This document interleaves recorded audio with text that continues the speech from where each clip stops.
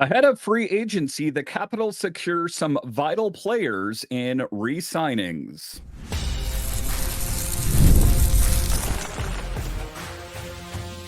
Your Locked On Capitals, your daily podcast on the Washington Capitals, part of the Locked On Podcast Network, your team every day.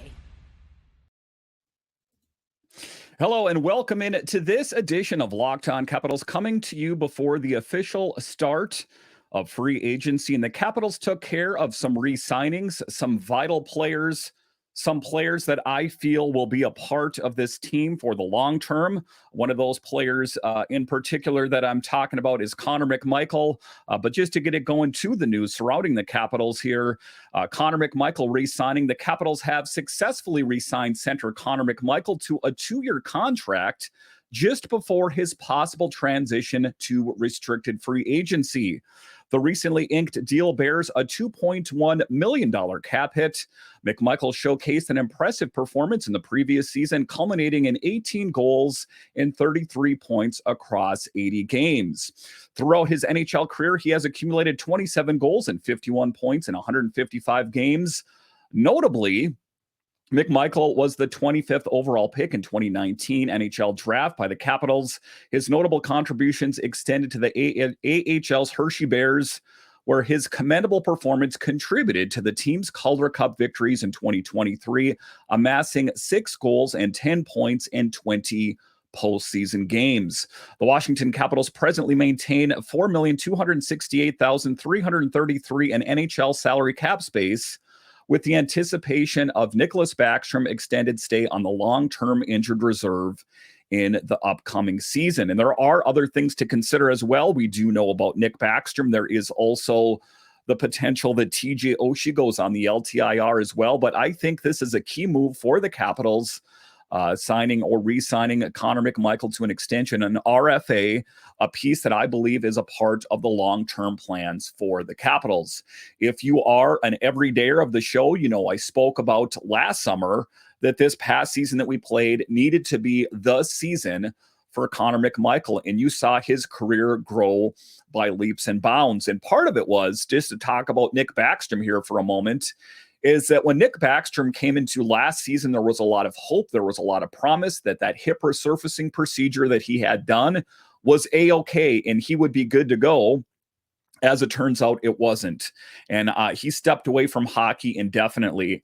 And it is my belief that he stepped away from hockey because he saw that Connor McMichael was ready for his opportunity.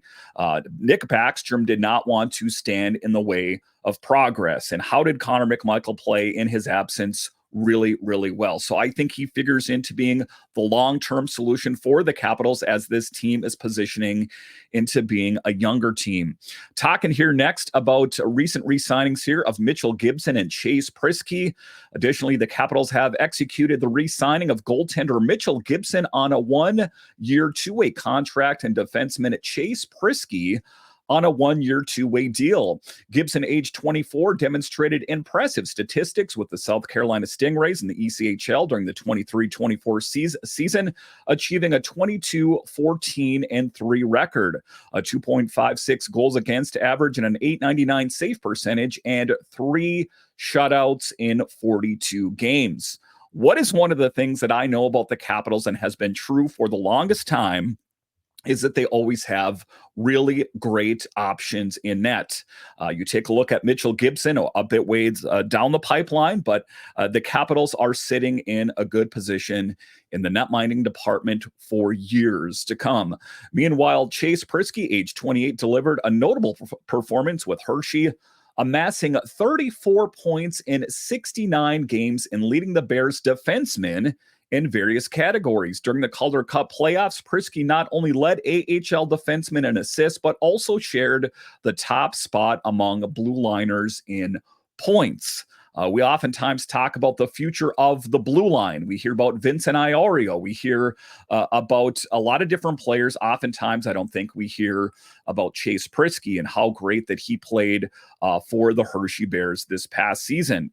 again, I think that he is going to have a key role for the Hershey Bears next season, but at some point, hopefully will be the face of the Capitals as well.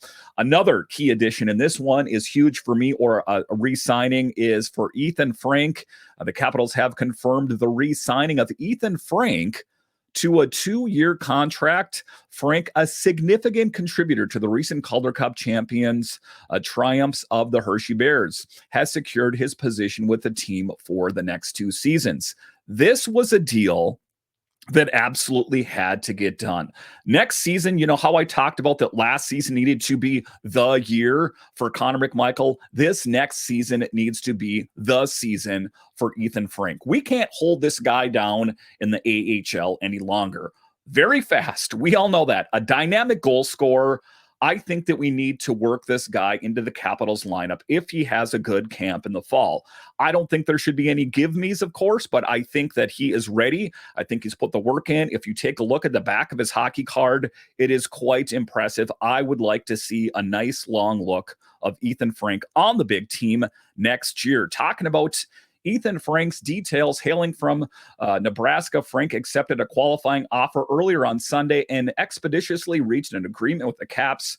The terms of the deal include a 2-way contract in the first year, with Frank earning $775,000 if he secures a position with the Capitals, and $250,000 if he plays for Hershey. The second year of the contract guarantees $775,000 irrespective of his team placement. So I'm glad that they took care of a lot of these contracts and securing the future of the Capitals in years to come. You take a look at it, all of these were very important. Again, Ethen Frank, I think, is the guy that garners the biggest oh wow response for me, that this was something in my brain that I really wanted them to push to the front burner. I think it was something on the back burner for quite some time that I wanted them to make sure, at least today, to take care of this deal.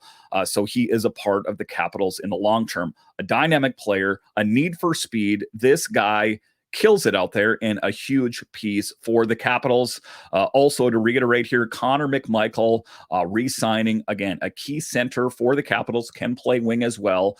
These were the important moves to take place. Again, keep it locked to Locked On Capitals all day, as I expect the moves to start coming in here soon.